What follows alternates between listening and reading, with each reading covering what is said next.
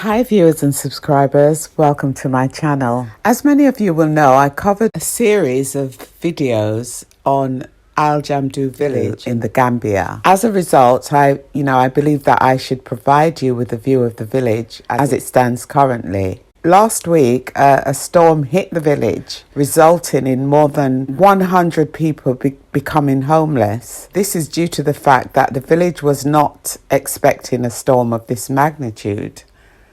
Many of the mud houses were destroyed, trees and crops damaged, and roofs were blown off many of the concrete houses.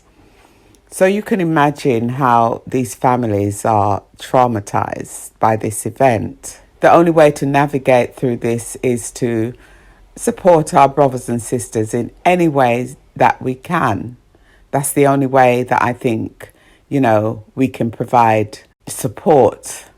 If you are able to and you would like to support the village in any way by helping families to build back better or to repair the roofs of their damaged houses, see the details in the description box below to see how you can contribute. So thank you in advance. Take a look at the images to show you exactly what I'm talking about. Have a great day and bless up.